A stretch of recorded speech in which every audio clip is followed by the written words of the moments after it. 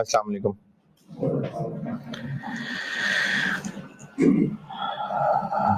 दुरूद शरीफ पढ़ लें।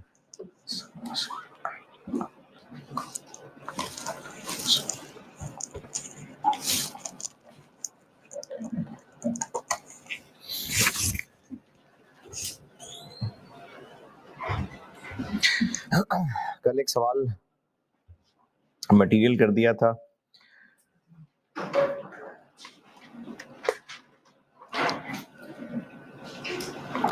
मटेरियल पूरा कर दिया था।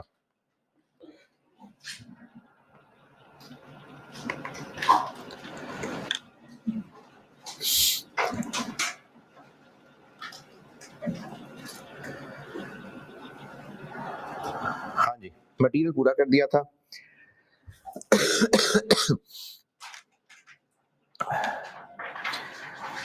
और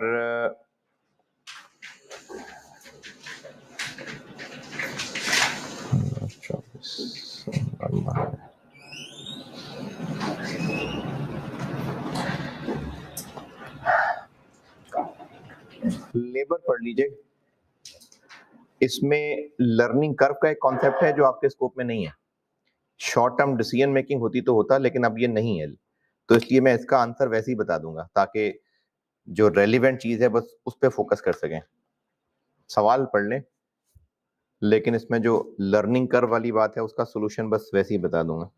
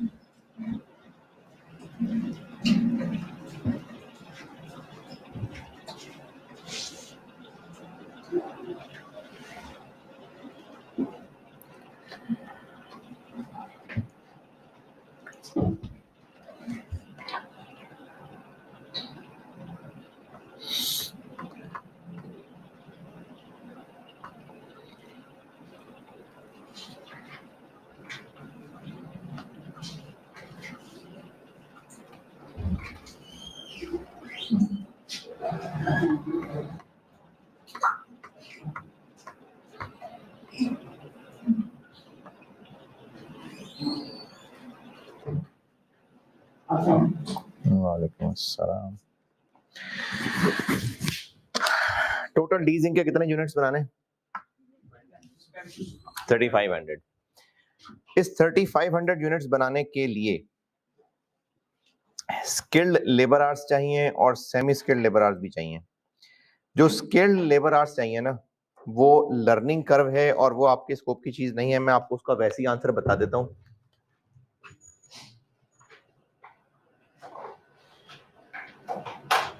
स्किल्ड लेबर कर रहा हूं, इसमें जो टोटल आवर्स रिक्वायर्ड हैं,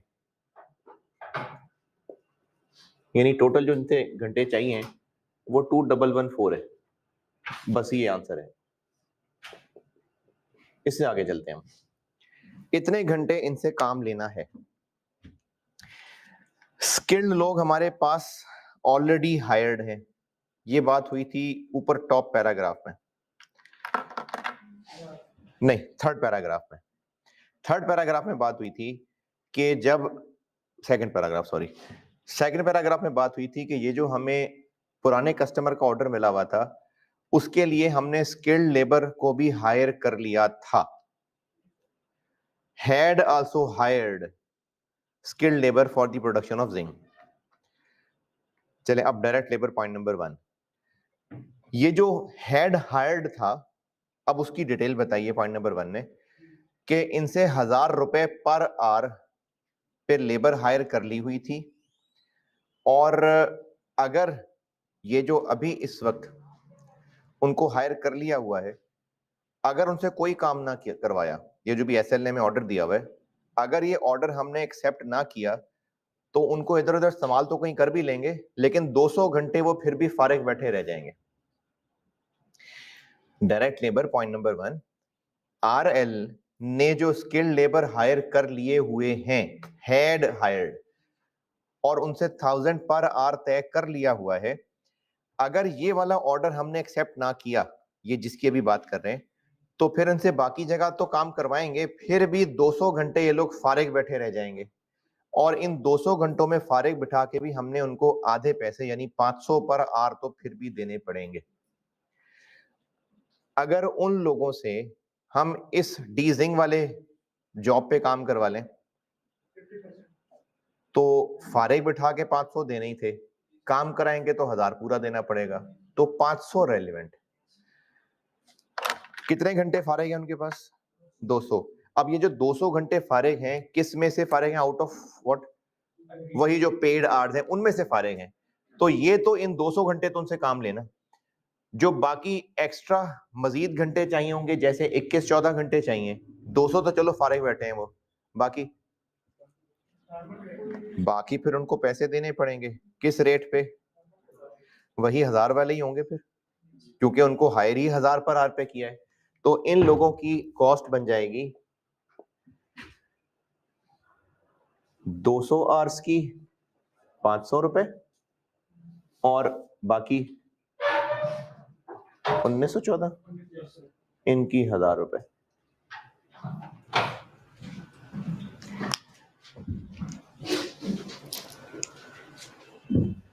तो ये ऊपर वाला बन गया 1 लाख, और ये 1914,000 2014,000। स्किल्ड लोगों से काम लेने का हमें खर्चा पड़ेगा इतना।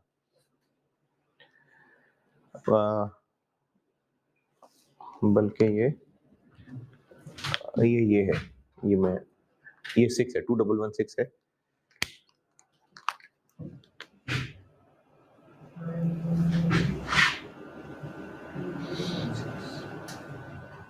ये ऐसे, ये हो गए स्किल्ड लेबर की रेलिवेंट कॉस्ट। इस पे कोई एतराज, परेशानी?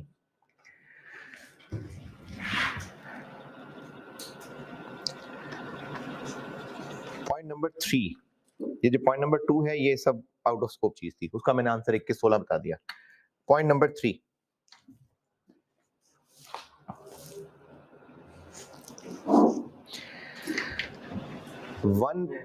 जी जी जी जी,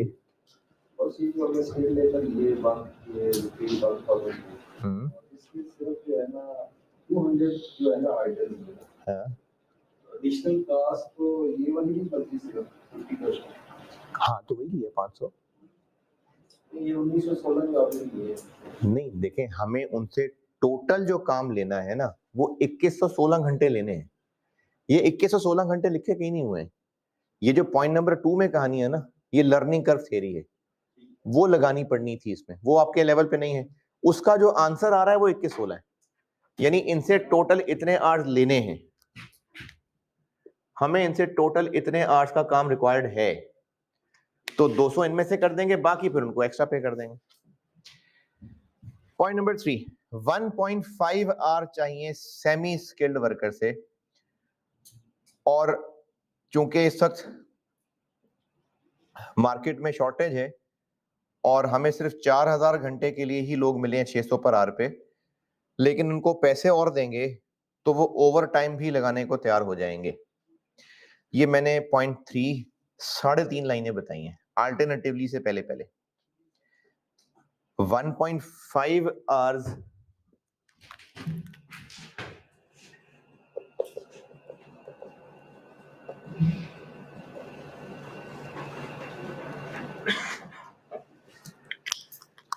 यानी टोटल चाहिए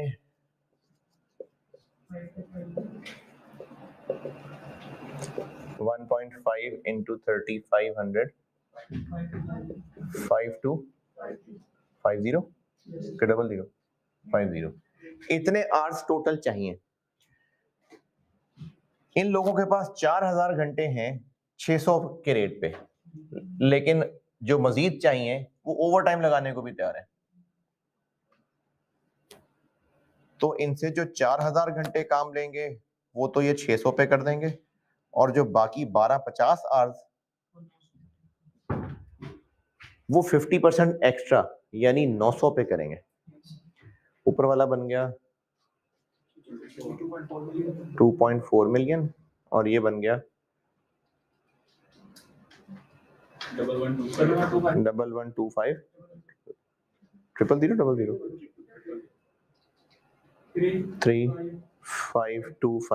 000 तो हमें इस जॉब पे इन सेमी स्किल्ड लोगों से काम लेना इतना कॉस्ट करेगा, लेकिन अल्टरनेटिवली किसका अल्टरनेटिव?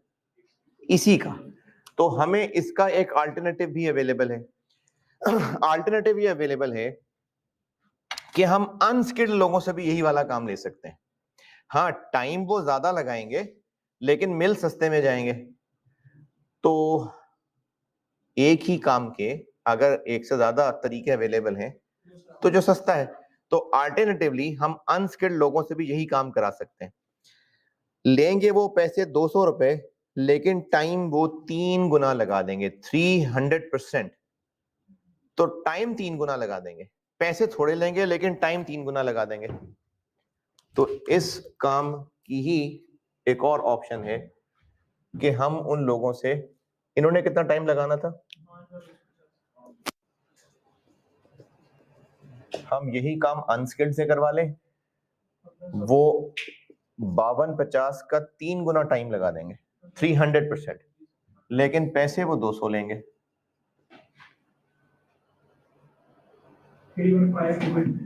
3150000। तो ये उससे सस्ता है। एक और अल्टरनेटिव भी है,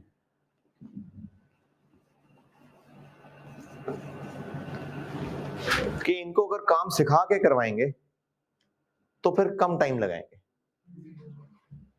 तो एक तीसरा अल्टरनेटिव ये है कि इन्हीं लोगों से हम अगर काम सिखा दें तो पहले इन्होंने 3 गुना टाइम लगाना था, अब 2.5 गुना टाइम लगाएंगे, 250%। तो इनके पैसे तो बन जाएंगे 200 के हिसाब से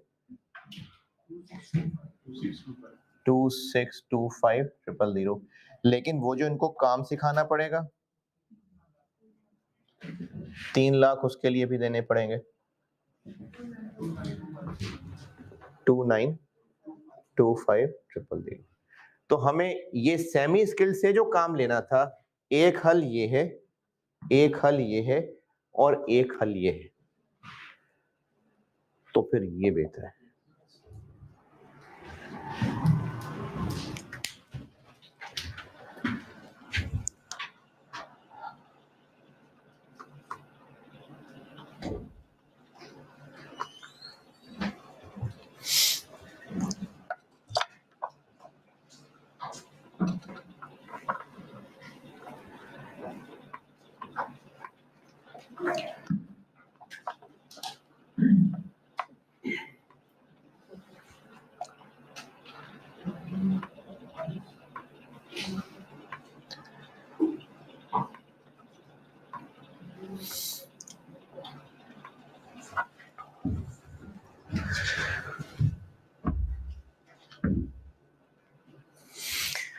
हाँ जी, इस सवाल से ना मैंने आपको बस ये रेलिवेंट का कॉन्सेप्ट समझाने की कोशिश की है, अदरवाइज ये शॉर्ट टर्म डिसीजन का सवाल है।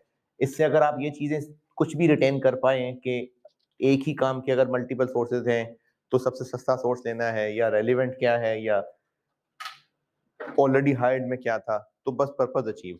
अब मैं आपको 2 टाइप्स ऑफ डिसीजन और करा रहा हूं, लेकिन इनका लॉन्ग टर्म वर्जन होता है टेस्ट। ये जो अब 2 टाइप ऑफ डिसीजन कराने लगा हूं, ये लॉन्ग टर्म डिसीजन मेकिंग में भी हैं। इसके बाद बस फिर लॉन्ग टर्म डिसीजन मेकिंग शुरू कर दूंगा।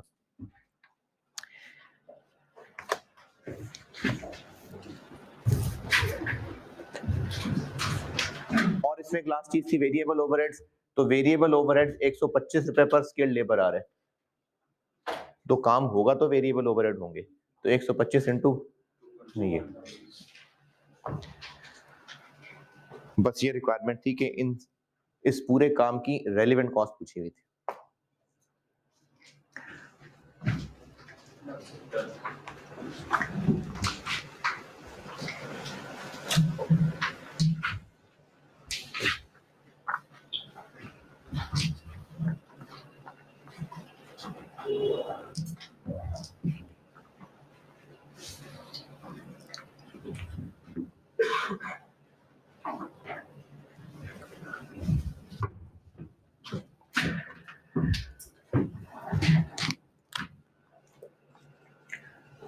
मेक और बाय डिसीजन।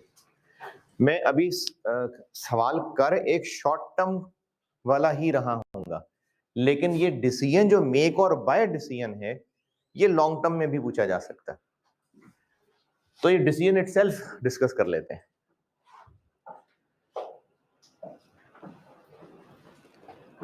कोई प्रोडक्ट होगा, इसको आउटसोर्सिंग डिसीजन भी कह सकते हैं, कि हम जो काम खुद किया करते हैं तो खुद कर लें या आउटसोर्स कर दें, ये डिसीजन है।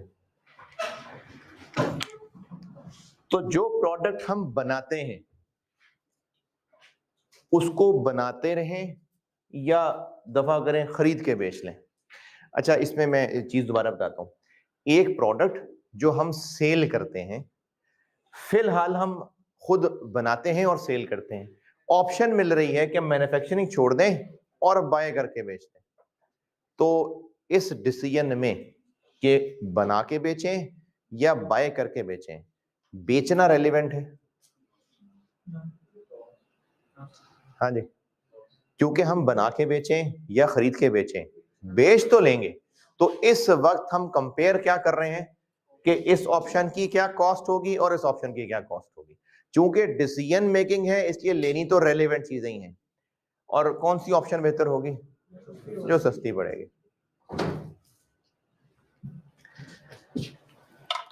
इसका पहले तो एक सवाल छोटा सा लिखे, मैं खुद ही लिखवाता हूँ। सवाल लिखें।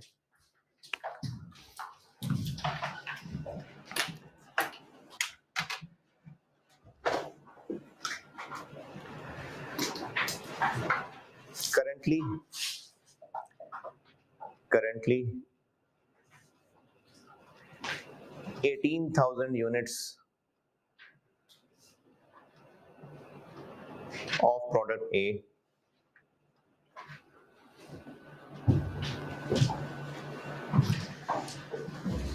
are produced annually.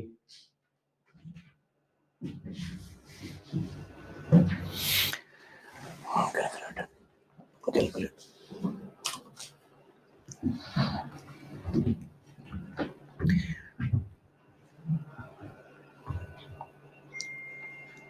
Following costs relate to manufacturing of product A,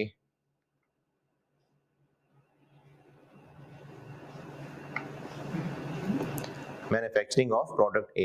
ये जो प्रोडक्ट ए हम बनाते हैं उसकी कॉस्ट ये है following.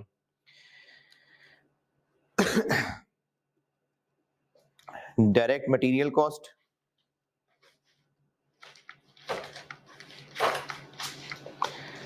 $360,000,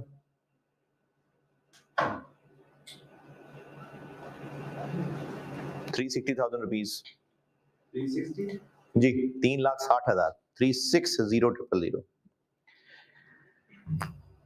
variable conversion cost,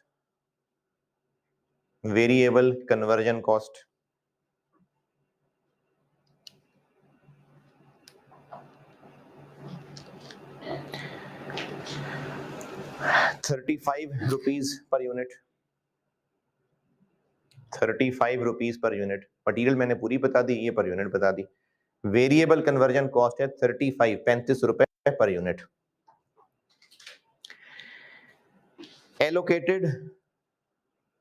allocated fixed overheads,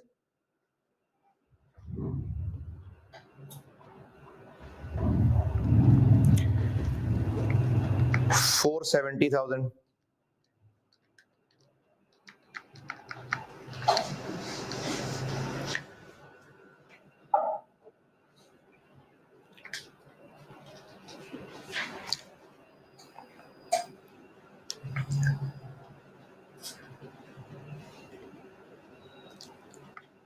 rent of machine used for production of A, rent of machine used for production of A,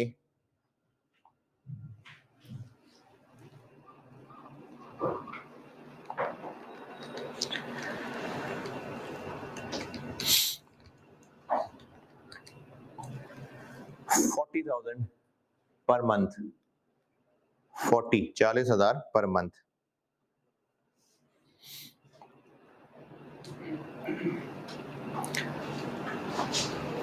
चलिए production के खर्चे यही थे।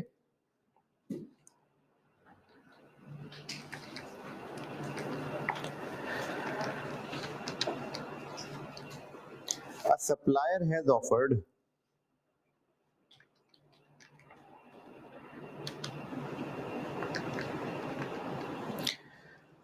to supply product A. A supplier has offered to supply product A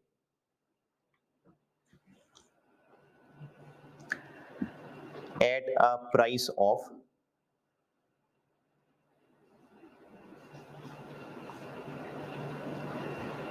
$72 per unit.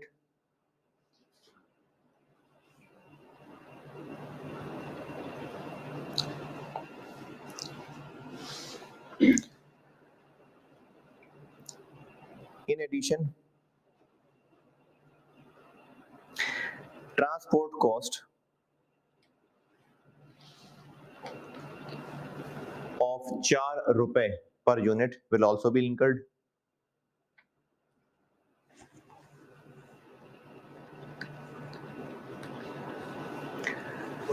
₹4 per unit will also be incurred.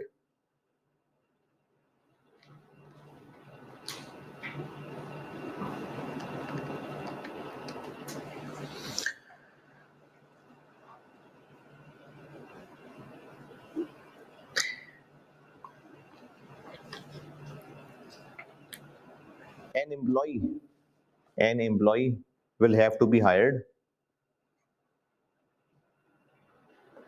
for inspection. Supplier जो units बेचा करेगा वो खराब हैं तो ये वापस कर दिया करेगा, तो इसको हमें हायर करना पड़ेगा at a salary of 4500 per month, 4500 रुपए पर मंथ।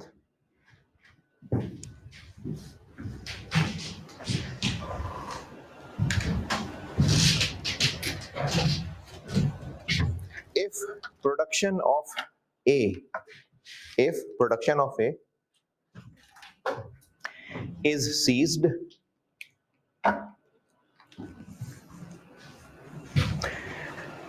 then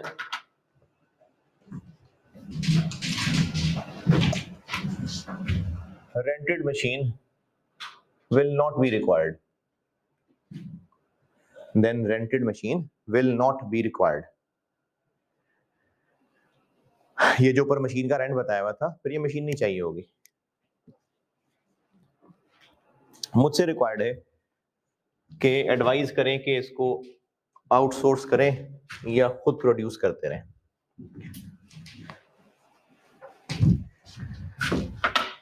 तो इसका तरीका ये है कि मेक ऑप्शन को सॉल्व कर लें और बाय ऑप्शन को सॉल्व कर लें।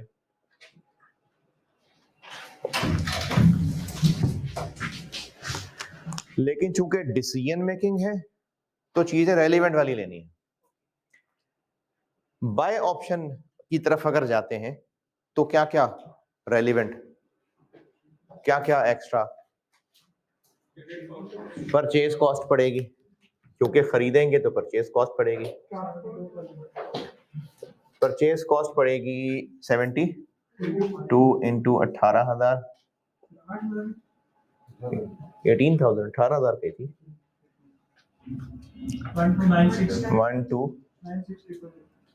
1296,000। फिर इसके अलावा ट्रांसपोर्टेशन भी रेलिवेंट है कि नहीं? ट्रांसपोर्टेशन है रेलिवेंट? हाँ, क्योंकि बाय करेंगे तो ट्रांसपोर्टेशन पड़ेगी। ये पड़ेगी 4 रुपए, 72,000। और वो जो एम्प्लॉय रखना पड़ेगा इंस्पेक्शन के लिए, क्यों? जो परचेज है वही, क्योंकि परचेज करेंगे तो इंस्पेक्शन के लिए रखेंगे ना, उसको नहीं करेंगे तो नहीं रखेंगे। तो उस इंस्पेक्शन वाले की तनख्वाह 4500 इंटू 12 54,000 540 540 दाली 100 ही गई थी मैंने 54,000 4500 गई थी मैंने तो खैर है 15 मिनट आया करेगा और चला जाया करेगा उसमें जी। स्टाइपेंड कितना है 16,000 और उसमें पूरा दिन काम करते हैं ना 1422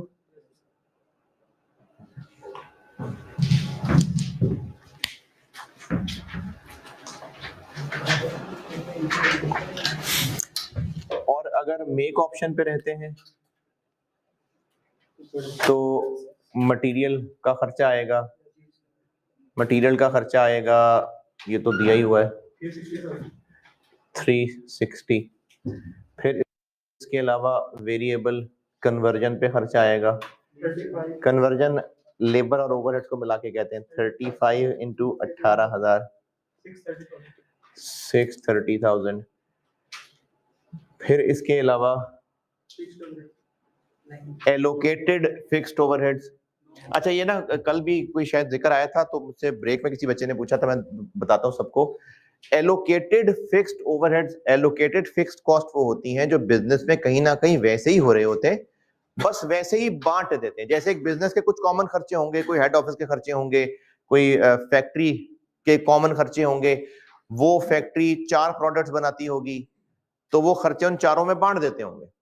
तो अगर एक प्रोडक्ट है, हाँ एब्जॉर्ब्ड, अगर उनमें से एक प्रोडक्ट बनना बंद हो जाएगा तो जो खर्चे 4 को बढ़ते थे वो 3 को बांट देंगे, रहेंगे तो खर्चे उतने ही। तो एलोकेटेड फिक्स कॉस्ट कभी भी रेलेवेंट चीज नहीं होती, क्योंकि एलोकेटेड या एब्जॉर्ब्ड होते ही वो हैं जो इन एनी केस इनकर हुआ करते हैं, वैसे ही बस इनको चार्ज करते हैं। तो वो पहले भी इनकर होते थे, अब भी इनकर होंगे। तो एलोकेटेड या एब्जॉर्ब्ड फिक्स कॉस्ट रेलिवेंट नहीं होते डिसीजन मेकिंग के लिए। और क्या, मशीन का रेंट क्यों, वो तो रेंट पे ली हुई है तो देने ही देना है। प्रोडक्शन करेंगे तो रेंट पे रखेंगे, वरना छोड़ देंगे। तो फिर रेंट प्रोडक्शन के लिए रेलेवेंट है, क्योंकि प्रोडक्शन नहीं होगी तो रेंट नहीं पड़ेगा। तो उस मशीन का रेंट ये है जी 40,000 इंटू 12 480,000।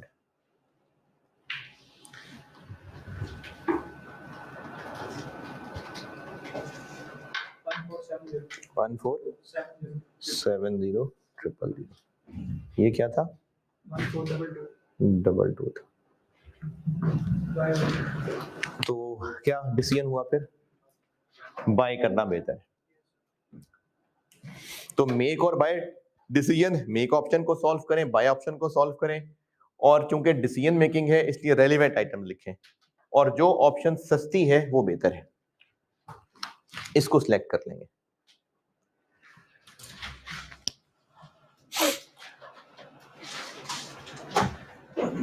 इस पे बताएं कोई एतराज, कोई कंफ्यूजन? चलिए फिर मैं डालता हूं कंफ्यूजन। अगर हम बाय करेंगे तो मशीन का रेंट जो पड़ता था वो सेव हो जाएगा ना। तो कल तो हमने सीखा था कि इस जॉब की वजह से एक जो खर्चा होता था वो नहीं होगा, तो वो रेलिवेंट है ना भाई।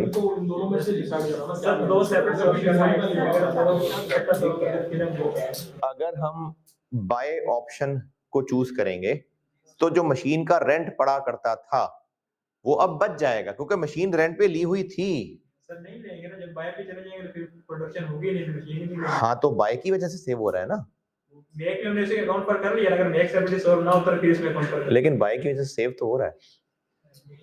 कॉस्ट में तो शामिल है, कॉस्ट में तो शामिल नहीं हो रहा सर, वो मेक ना है सर, मशीन सिर्फ इसी चीज के लिए है। कॉस्ट में कैसे शामिल हो रहा है? नहीं हो रहा शामिल। तो मैं ही तो कह रहा हूं कि देखें, अगर बाय ऑप्शन पे जाएंगे तो वो जो मशीन का किराया, अभी मशीन मौजूद है हमारे पास, अगर बाय ऑप्शन पे जाएंगे तो जो मशीन का किराया पड़ा करता था वो सेव हो जाएगा ना। तो वो सेविंग नहीं दिखाएंगे यहाँ। इस वक्त हम ये कंपेयर कर रहे हैं कि कितने की पड़ेगी। हाँ, तो बाय ऑप्शन की हम रेलिवेंट आइटम्स लिख रहे हैं, तो बाय ऑप्शन पे जाएंगे तो जो रेंट पड़ा करता था अब वो सेव हो जाएगा, तो वो रेंट सेविंग यहाँ नहीं रेलिवेंट इनकम आएगी। हाँ, तो फिर तो जो प्रोडक्शन कॉस्ट पड़ती थी वो भी सेव हो जाएगी। नहीं सर, दोनों को आपने कहा था, हाँ? अगर कोई खाली ब्लॉक ना हो, हाँ भाई, असल में मैं यही चाह रहा था कि यही सवाल आया आगे से।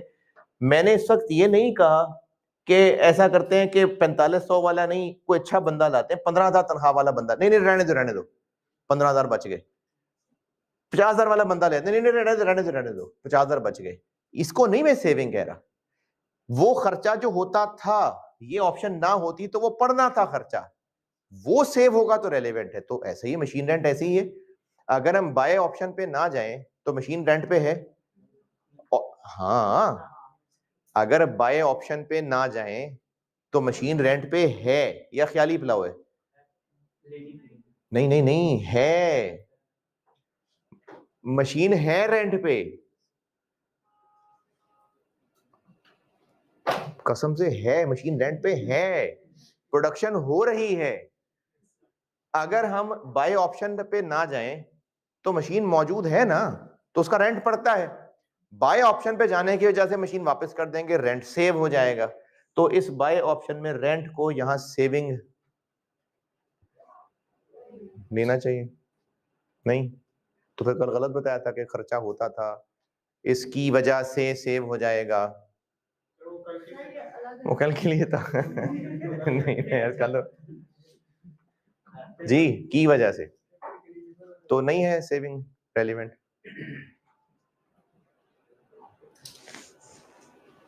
दोनों ऑप्शन को अलग रख के सोच रहा हूँ है, दोनों ऑप्शन को अलग रख के सोच रहा हूँ। हाँ, सिर्फ बाय की जितनी कॉस्ट है और सिर्फ मेक ऑप्शन की जितनी, नहीं तो जो कल चीज सीखी गई इस जॉब इस ऑप्शन की वजह से जो सेव हो जाएगा, फिर वो रहेगी बात। सर वो तो इसमें भी आ रहा है। चलो सुन ली ना, हमने बता दिया ना। अच्छा, नहीं ट्रांसपोर्टेशन की बात तो इस पे कह सकते हैं ना, ट्रांसपोर्टेशन अभी होती तो नहीं ना है, अभी तो नहीं होती ना, तो फिर सेविंग कहना इसकी ये सेविंग नहीं है। मशीन रेंट पड़ता है, अगर बाय ऑप्शन पे गए तो सेव हो जाएगा जी। वो सारी कॉस्ट सेव होती है। हाँ, अब उस ऑप्शन को नीचे रख के इसे सब्ट्रैक्ट करने डिसीजन हो जाएगा जो भी देखिए डिसीजन जब हमने करना होगा ना, ये बात आपको लॉन्ग टर्म डिसीजन मेकिंग में भी दोबारा कहूंगा, क्योंकि वहां पर कुछ सवाल ऐसे हैं जिनमें ये कंफ्यूजन होगी, आपस में एक दूसरे की चीजें कंफ्यूज करेंगी कि यहां पर उसको रेलिवेंट क्यों नहीं लिखा। ये बात मैं दोबारा करता हूं, कल मैंने आपको बिल्कुल ये बात सिखाई है कि अगर एक जॉब की वजह से एक खर्चा होता था, मैं ख्याली पुलाव की बात नहीं कर रहा, वाकई होता था, इस जॉब की वजह से सेव होगा, तो वो एक रेलिवेंट इनकम थी।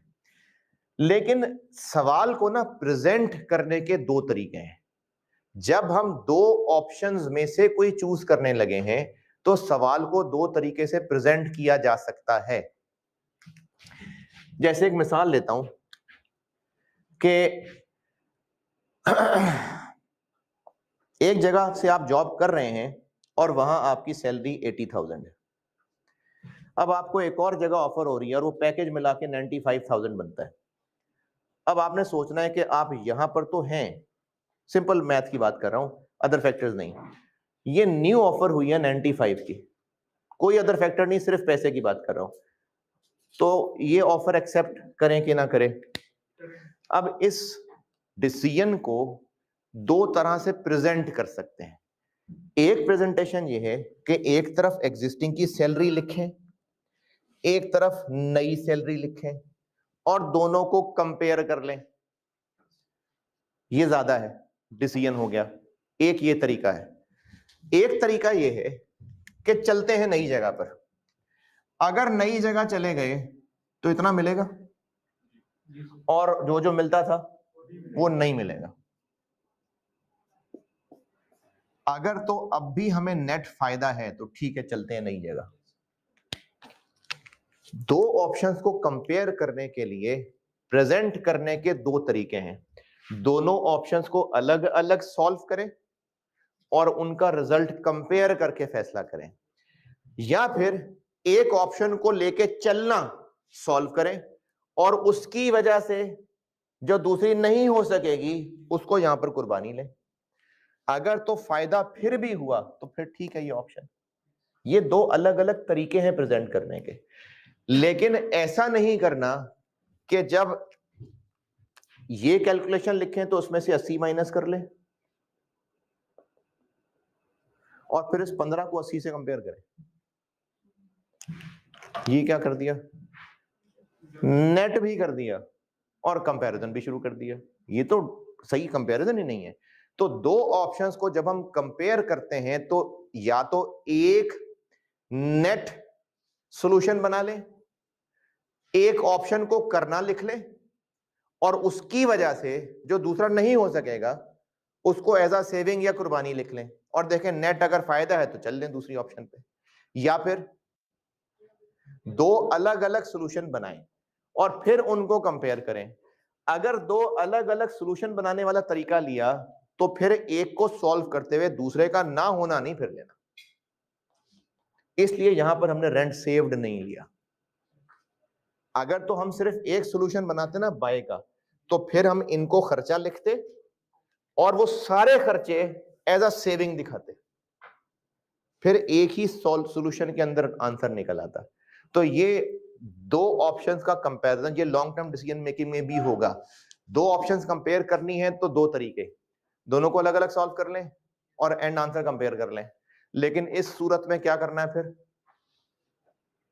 दोनों अगर अलग अलग सॉल्व कर रहे हैं तो एक को सॉल्व करते हुए दूसरे का ना होना नहीं मिक्स कर देना कि हम बाय कर रहे होंगे तो मेक नहीं कर रहे होंगे, वो किराया पड़ता था वो बच जाएगा, फिर ये नहीं करना। बाय एक ऑप्शन को अलग सॉल्व करें, दूसरे को अलग सॉल्व करें। तो या तो अलग अलग सॉल्व करें या नेट एक सॉल्व करें। दोनों तरीके ठीक है, लेकिन ये दो अलग अलग तरीके। तो इसलिए चूंकि मैं अलग अलग सॉल्व कर रहा था तो मैंने वहां रेंट सेव्ड को नहीं लिखा। ये बात क्लियर? लॉन्ग टर्म में दोबारा करेंगे इस पे बात। बस मेक और बाय में यही चीज बतानी थी।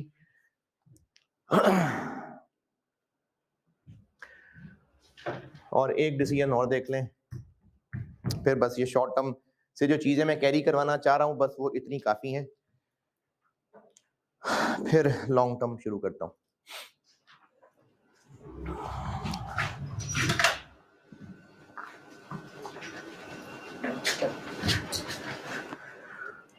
ये जो अभी मैंने रेड यहां ना लिखने की बात की है, ये आई समझ?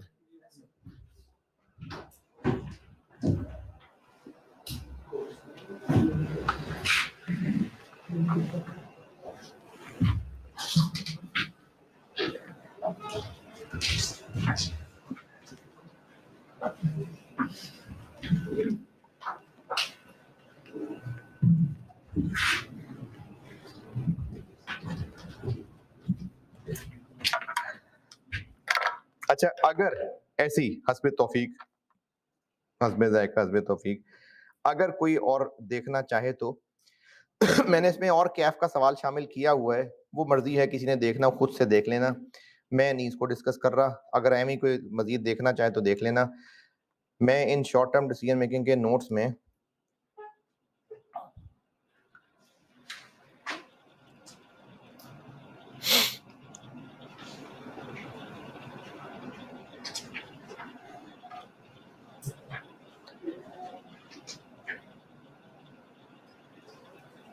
एक पेज नंबर 8 पे, पेज नंबर 8 एक एग्जाम्पल 5 है। ये रेलेवेंट चीजों को समझने की और डिटेल एग्जाम्पल है। अगर कोई करना चाहे तो, मैं इसको नहीं ऑफिशियली डिस्कस नहीं कर रहा, किसी ने करना हो कर ले, शौक से पूछना हो तो अलग से पूछ लेना। पेज 8 पे एग्जाम्पल 5, ये हस्बे तौफीक चीज है एक।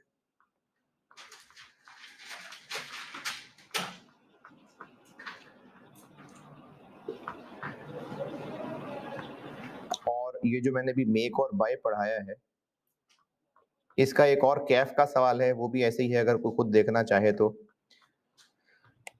वो है जी पेज 18 पे एग्जाम्पल 9। Page 18 example 9। ये अगर आप में से कोई खुद करना चाहें दोनों एग्जाम्पल्स तो आपकी मर्जी है, और करने के बाद कुछ पूछना हो तो अलग से पूछ लेना। पेज 18 एग्जाम्पल 9 और पेज 8 एग्जाम्पल 5।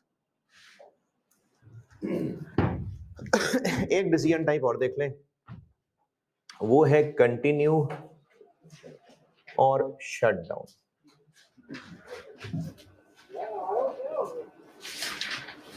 ये भी लॉन्ग टर्म में हुआ है टेस्ट।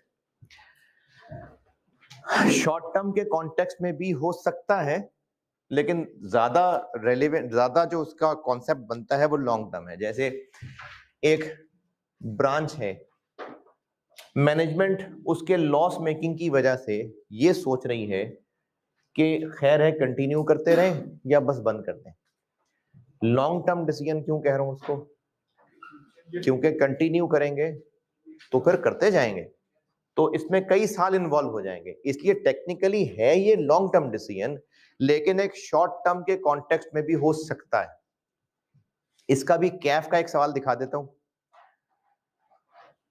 ताकि कंटिन्यू और शट डाउन में रेलेवेंट चीजों का आइडिया हो सके। वो सवाल आप पढ़ लीजिए,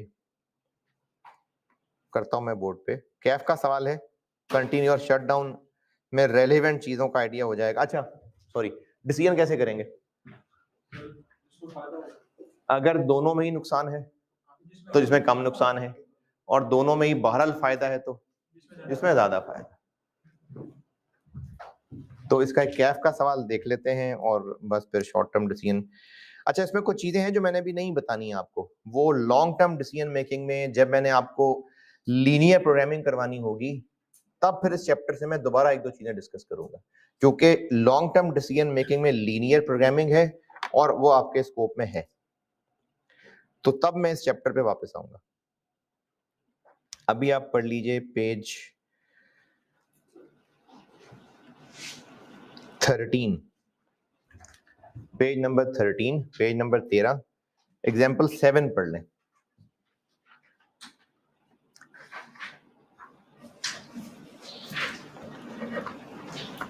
ये मैं करता हूं बोर्ड पे।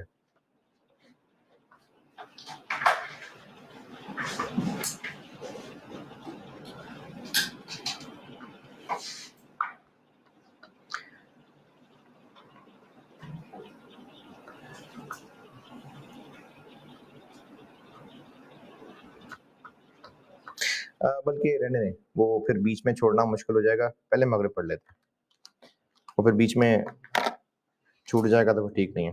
पहले मगरिब ब्रेक कर। जी सवाल पढ़ लिया तो मैं डिस्कस करूं।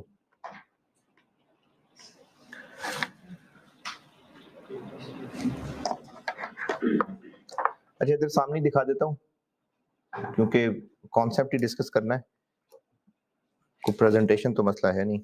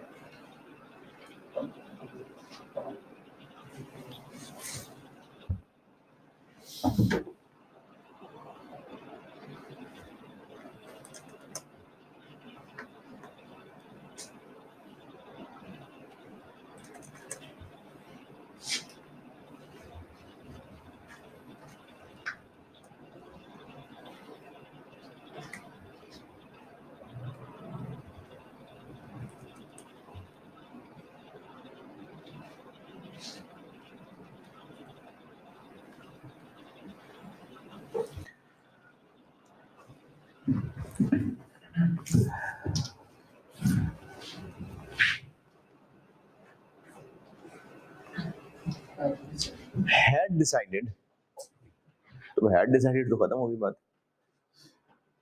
had decided क्या, to close one of अपना segment at the end of next year, ये हो चुका है डिसाइड।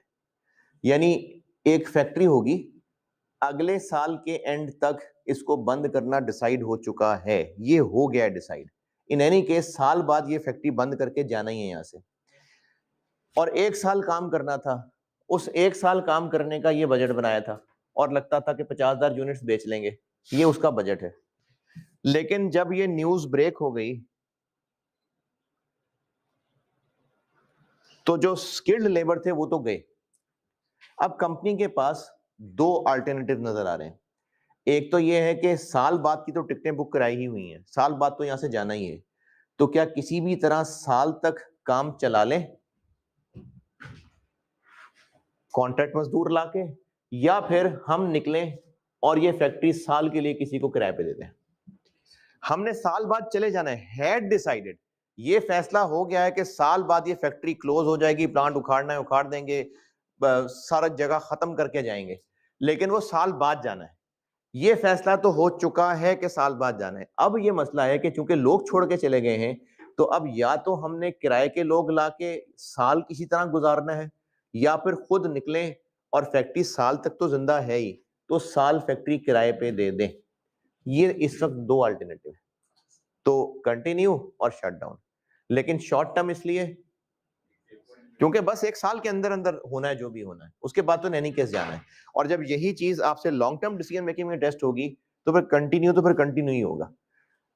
तो कंटिन्यू और शट डाउन को सॉल्व करने का तरीका कि कंटिन्यू ऑप्शन को सॉल्व कर लें, शट डाउन ऑप्शन को अलग अलग सॉल्व कर लें, और दोनों में से अगर लॉस ही लॉस है तो कम लॉस बेहतर है, और अगर प्रॉफिट है।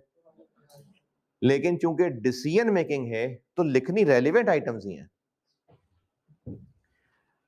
अगर साल कंटिन्यू करते हैं तो सेल्स मैनेजर के आगे दो मशवरे। सेल मैनेजर कह रहा है कि अगर तो आपने प्राइस वही रखी जो अभी है तो फिर तो आप 30,000 यूनिट्स बच्चे बेच सकेंगे बस, लेकिन अगर आप प्राइस कर दें 90 तो फिर 40,000 यूनिट्स बेच लेंगे।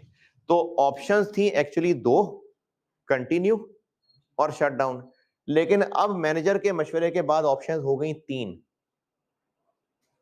शट डाउन अभी किराए पे दे दें, खुद कंटिन्यू करें, प्राइस कम ना करें और 30,000 यूनिट्स बेचें, और कंटिन्यू करें, प्राइस कम कर लें और 40,000 यूनिट्स बेचें। तो ये तीन ऑप्शंस बन गई। इन तीन ऑप्शंस को कंपेयर करना है, और बाकी नीचे जो इंफॉर्मेशन है सारी उन तीन ऑप्शंस की कैलकुलेशन की इंफॉर्मेशन है। तो ये सवाल तीन ऑप्शंस में सॉल्व हो रहा है, और अगर सब पे प्रॉफिट हुआ तो बेहतर प्रॉफिट सबसे अच्छी ऑप्शन होगी। अब इसमें क्या क्या रेलिवेंट चीजें हैं, ये एक ऑप्शन है कि सेगमेंट अभी खत्म करें और फैक्ट्री 40,000 पर मंथ किराए पे दे दें। तो शट डाउन ऑप्शन में रेलेवेंट क्या चीज आ गई, एक साल का रेंट, और 40,000 इंटू 12 ये बन गया 480,000। तो इसको इस शट डाउन वाली ऑप्शन में इनकम दिखा दिए और बाकियों में रेंट लॉस दिखा दिए हैं। कंटिन्यू करेंगे तो रेंट नहीं मिलेगा। हम अलग अलग जब सॉल्व कर रहे हैं तो एक ऑप्शन के करने में दूसरों का ना होना, वो दूसरे जिनको प्रेजेंट कर रहे हैं साथ मिक्स नहीं कर देना। तो जिस ऑप्शन में रेंट है वहां लिखा, जिसमें नहीं है उसमें नहीं लिखा, तो रेंट इनकम इस ऑप्शन में आ जाएगी। फिर इसके अलावा अगर कंटिन्यू करेंगे, तो सवाल की तरतीब से चल रहा हूं, ये रेंट इनकम थी, ये हो गई। ये अगर कंटिन्यू करेंगे तो सेल्स होंगी, नहीं करेंगे तो नहीं होंगी। तो सेल्स रेलिवेंट है? कंटिन्यू करेंगे तो सेल्स होंगी ना, शटडाउन ऑप्शन में भी सेल्स होंगी, नहीं तो रेलिवेंट चीज है। देखें हम तीन ऑप्शंस कंपेयर कर रहे हैं, वो इनकम या एक्सपेंस नहीं, वो आउटफ्लो या इनफ्लो, जो तीनों ऑप्शंस में ही इन एनी केस होना है वो रेलिवेंट नहीं है। लेकिन जो इन तीनों ऑप्शंस में डिफरेंट चीजें हैं वो रेलिवेंट है, क्योंकि वो चीज एक ऑप्शन में होगी दूसरे में नहीं होगी, तो एक रेलिवेंट चीज है। क्योंकि अगर ये ऑप्शन की तो उसमें होगी, जैसे रेंट है, अगर हम अभी क्लोज डाउन करते हैं तो रेंट इनकम होगी, और बाकी ऑप्शन में जाएंगे तो इसलिए रेलिवेंट चीज है, क्योंकि वो चीज रेलिवेंट होती है जिस पे डिसीजन का फर्क पड़ना होता है। तो अगर कोई ऐसा इनफ्लो आउटफ्लो होता जो तीनों ऑप्शंस में इन एनी केस वहीं का वहीं मौजूद रहता, तो वो तीनों ही ऑप्शंस में इग्नोर हो जाता। तो रेंट इनकम रेलिवेंट है, क्योंकि कंटिन्यू करेंगे तो रेंट इनकम नहीं होगी, शट डाउन करेंगे तो रेंट इनकम होगी। इसी तरह सेल्स रेलिवेंट है, कंटिन्यू करेंगे तो सेल्स होगी, शट डाउन करेंगे तो नहीं होगी, तो रेलिवेंट है। लेकिन फर्क क्या होगा, एक ऑप्शन में 30,000 यूनिट्स बेचेंगे, एक में 40 बेचेंगे, ये दोनों की सेल्स आ गई।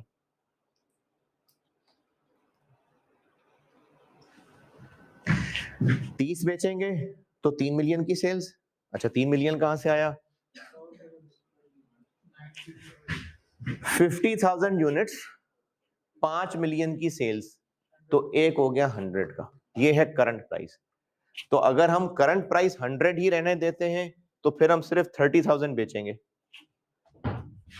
और अगर प्राइस कर देते हैं 90 तो 40,000 बेचेंगे। तो अगर इस ऑप्शन पे चलें तो ये सेल्स है, इस ऑप्शन पे चलें तो ये सेल्स है। तो सेल्स भी रेलेवेंट है, रेंट इनकम भी रेलेवेंट है। और अगर सेल्स करेंगे तो प्रोडक्शन करेंगे, तो सेल्स करेंगे ना, तो प्रोडक्शन के खर्चे भी रेलेवेंट है। अब प्रोडक्शन के खर्चों पे आते हैं।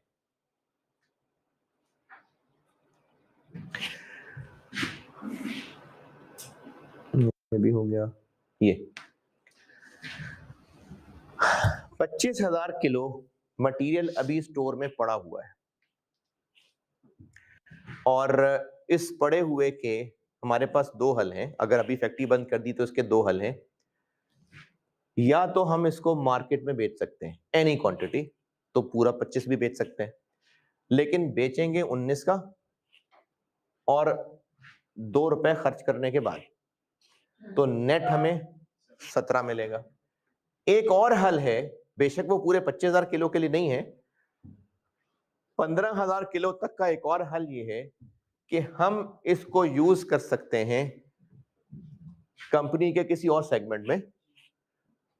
उस सेगमेंट में एक मटेरियल यूज हुआ करता है, उसकी जगह ये यूज कर सकते हैं। तो अगर उसकी जगह यूज कर लिया तो इसमें क्या फायदा है, वो जो मटेरियल खरीदना था वो कॉस्ट बचेगी, और वो मिला करता है 18 रुपए का। तो ये जो इस वक्त हमारे पास 25,000 किलो पड़ा हुआ है,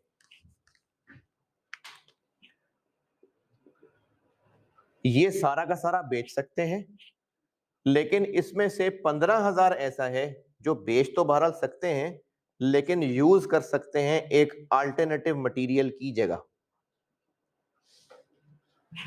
अगर इस 15,000 किलो को बेचा तो नेट 17 मिलता है, ये नजर आएगा। और अगर उस अल्टरनेटिव मटेरियल की जगह इस्तेमाल कर लें तो 18 बचता है। इसको बेच दें तो 17 नेट मिलता है, और अगर इसको उस अल्टरनेटिव मटेरियल की जगह यूज कर लें तो 18 बचेगा। क्यों बचेगा, उस और सेगमेंट में 18 खरीदना पड़ना था, वो बच जाएगा। तो हम यकीनन अकलमंदी करेंगे, हम यही करेंगे। तो इस 25,000 किलो में से 15,000 किलो से ये बेनिफिट लेंगे, और जो बाकी 10,000 किलो है वो बेच देंगे। लेकिन ये हम उस सूरत में करेंगे अगर फैक्ट्री अभी खाली कर दी तो, और अगर फैक्ट्री खाली नहीं की, कंटिन्यू किया तो फिर इसको प्रोडक्शन में यूज करेंगे। अगर हमने फैक्ट्री अभी के अभी खाली कर दी तो ये 25,000 किलो हम इससे ये बेनिफिट ले लेंगे। 15,000 किलो 18 रुपए बचाने में इस्तेमाल कर लेंगे। और अच्छा, ये कोई ख्याली पुलाव वाली बात नहीं है, ये 18 खर्च होना था, कहां खर्च होना था, उस किसी और फैक्ट्री में, वो बचेगा। तो इसलिए इसको हमने एक रेलिवेंट इनफ्लो लिया है, और जो बाकी 10,000 होंगे वो मार्केट में बेच देंगे। और यहां पर ये क्यों नहीं है, क्योंकि अगर फैक्ट्री बंद करेंगे तो हम ये बेनिफिट लेंगे, कंटिन्यू करेंगे तो नहीं लेंगे। तो फिर यहां पर उनको अपॉर्चुनिटी कॉस्ट दिखा दें, क्यों नहीं, हम सेपरेट अलग अलग प्रेजेंट कर रहे हैं। वरना अगर आप इन 3 कॉलम्स को रहने दें, सिर्फ ये एक कॉलम देखें, सिर्फ ये एक कॉलम, यानी अब सिर्फ अगर ये कॉलम सॉल्व कर रहे हो तो पड़ा हुआ मटेरियल यूज करने की अपॉर्चुनिटी कॉस्ट होती है रेलेवेंट। कल किया था ये काम। इसलिए क्योंकि हम सिर्फ एक सॉल्यूशन बना रहे थे। हम किसको अपॉर्चुनिटी कॉस्ट ले रहे होते? अगर सिर्फ ये कॉलम होता तो, बस सिर्फ ये कॉलम होता, हम अगर सिर्फ ये कॉलम बना रहे होते तो उस पड़े हुए मटेरियल को यूज करने की अपॉर्चुनिटी कॉस्ट रेलेवेंट ले रहे होते। क्यों? क्योंकि वो कुर्बानी देनी पड़नी थी जो उससे बेनिफिट मिलना था। लेकिन वो जो बेनिफिट मिलना था, अब हम उसको अलहदा ऑप्शन प्रेजेंट कर रहे हैं, तो इसलिए अब यहां कुर्बानी दिखाने की जरूरत नहीं है। हम जिन ऑप्शंस को कंपेयर कर रहे हैं, अगर वो अलग अलग प्रेजेंट हो रही हैं, तो इस पड़े हुए मटेरियल से इस सूरत में फायदा उठा लेंगे, इसमें नहीं उठाएंगे। तो जिसमें फायदा उठा रहे होंगे वो भी प्रेजेंट कर रहे हैं, जिसमें नहीं उठा रहे होंगे वो भी प्रेजेंट कर रहे हैं। चूंकि अलग अलग प्रेजेंट कर रहे हैं, सामने है सोल्यूशन में मौजूद, तो जिस ऑप्शन में फायदा उठा रहे होंगे उसमें लिख लेंगे, और जिसमें नहीं उठा रहे होंगे उसमें नहीं लिखेंगे, अपॉर्चुनिटी कॉस्ट नहीं दिखा देंगे। यहां पर हम इसका बेनिफिट क्यों नहीं लिख रहे होंगे? क्योंकि इसमें यूज कर रहे होंगे। तो 15,000 किलो 25,000 किलो जो पड़ा हुआ है, इस ऑप्शन में ये बेनिफिट दे जाएगा, इस ऑप्शन में वो बेनिफिट नहीं आएगा। और प्रोडक्शन करने के लिए वो चूंकि यूज हो जाएगा, तो प्रोडक्शन के लिए वो काफी नहीं होगा।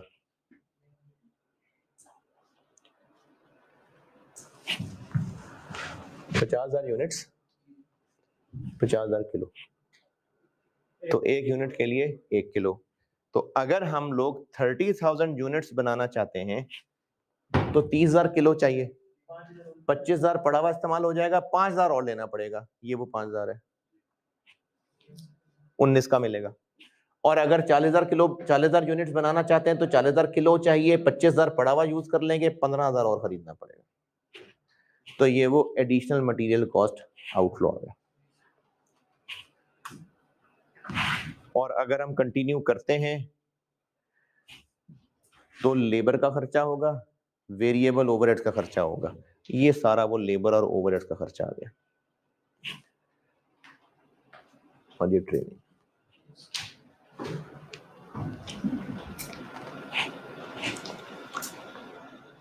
और एक चीज मैंने यहाँ लिखी तो एक डिफरेंट तरीके से हुई है, लेकिन बताऊंगा मैं डिफरेंट तरीका। जो मैं बोल रहा हूं उसके लिए ये लाइन इग्नोर कर देते हैं, ये वाली, इग्नोर दिस लाइन। अगर हम अभी के अभी फैक्ट्री शट डाउन कर दें तो प्लांट उतार के बेच देंगे और वो बिक जाएगा इतने का। जो प्लांट, जो मशीनें यहां लगी हुई हैं, इतने की खरीदी थी, इररेलेवेंट चीज है, लेकिन अभी इतने का बेच सकते हैं। तो अगर शट डाउन अभी कर देते हैं तो इतने का बेच देंगे, और अगर साल बाद तो फिर कम का बेचेंगे। तो अगर हम अभी बेचते हैं, बाकी सारी चीजें हो गई, सिर्फ ये बता रहा हूं।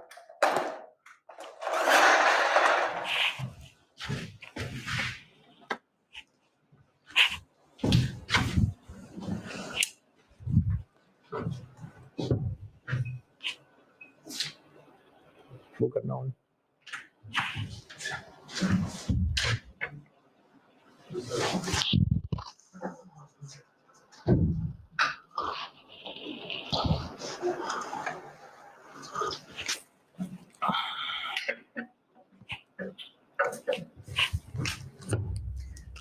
एक ऑप्शन थी अभी शटडाउन वाली, एक ऑप्शन थी 30,000 वाली, और एक ऑप्शन थी 40,000 वाली। जो पड़ी हुई मशीन है उसको हम बेच देंगे। अभी बेचेंगे तो 830 आएगा, साल बाद बेचेंगे तो 830 से कम आएगा। कितना कम आएगा? लिखा हुआ है 830 से 5 रुपए पर यूनिट वैल्यू गिरती जाएगी। जितना इस्तेमाल करेंगे 5 रुपए पर यूनिट वैल्यू गिर जाएगी। तो इस सूरत में कितना इस्तेमाल कर लेंगे? 30,000 यूनिट, तो 1.5 लाख वैल्यू गिर जाएगी। तो इस सूरत में हम बेचेंगे 680 का, और इस सूरत में 2 लाख वैल्यू गिर जाएगी, 630 का बेचेंगे। तो जो प्लांट पड़ा हुआ है कितने का खरीदा था, इररेलेवेंट। बेच देंगे, रेलेवेंट। इस ऑप्शन में इतने का बेचेंगे, इस ऑप्शन में इतने का बेचेंगे, इस ऑप्शन में इतने का बेचेंगे। अच्छा, मैं इसकी सेल प्रोसीड्स लिख रहा हूं, प्रॉफिट ऑन डिस्पोजल नहीं लिखना चाहिए कि इस सूरत में इतना प्रॉफिट ऑन डिस्पोजल होगा, इसमें इतना प्रॉफिट ऑन डिस्पोजल होगा, इतना प्रॉफिट डिस्पोजल होगा। क्यों? कैश फ्लो नहीं है। अच्छा, और रीजन? हिस्टोरिक कॉस्ट है। देखें, प्रॉफिट जब कैलकुलेट होगा तो इसमें से वो बुक वैल्यू माइनस होगी, वो तो इररिलेवेंट चीज है। अब से ऑनवर्ड तो ये इनफ्लो आना है, बस एसेट तो खरीदा जा चुका था, अब से ऑनवर्ड एक्स्ट्रा क्या है? बस ये इनफ्लो है। वो तो हमारी कैलकुलेशन है कि हम डेप्रिसिएट भी कैलकुलेट कर लें और बुक वैल्यू भी कैलकुलेट कर रहे हैं और प्रॉफिट कैलकुलेट कर लें। अब से ऑनवर्ड एक्स्ट्रा क्या होना है? ये इनफ्लो होना है। इसलिए सिर्फ यही रेलिवेंट। प्रॉफिट निकालने के लिए तो बुक वैल्यू माइनस करनी पड़ती, बुक वैल्यू तो एक हिस्टोरिक चीज है, इसलिए सिर्फ सेल को इनफ्लो लिखना है, प्रॉफिट ऑन डिस्पोजल नहीं। बस शॉर्ट टर्म डिसीजन मेकिंग की ये डिस्कशन काफी है। इसमें से आपको एक तो ये कंटिन्यू शटडाउन, मेक और बाय और रेलेवेंट का कॉन्सेप्ट समझाने के लिए कोशिश की थी, और बस ये काफी है। इसमें से अगर आपको रेलेवेंट का कॉन्सेप्ट किसी हद तक भी रिटेन हो गया तो बहुत है। जी मटेरियल्स में हम जब बना रहे थे, हाँ, हमने उसमें परचेज कॉस्ट क्यों नहीं रेलेवेंट जो जितने का खरीदा था अवेलेबल इन यूज, कल हमने देखा ना कि अवेलेबल इन यूज है, तो उसकी जो 25,000 किलो पड़ा हुआ था। हाँ मटेरियल्स के अगेंस्ट कोई कॉस्ट नहीं दी। हाँ, कंटिन्यू वालों में। हाँ, फिर हम उसमें जो 25,000 यूनिट्स पड़े थे, हम्म, उसकी जो करंट परचेज कॉस्ट है वो रेलेवेंट नहीं होगी या रिप्लेसमेंट कॉस्ट, किस वजह से? कि इस प्रोजेक्ट की उसकी कॉस्ट कम करोगी। हम खरीद चुके हुए हैं, पड़ा हुआ है वो, अब उसकी परचेज कॉस्ट क्यों? 25,000 किलो पड़ा हुआ है। अब आगे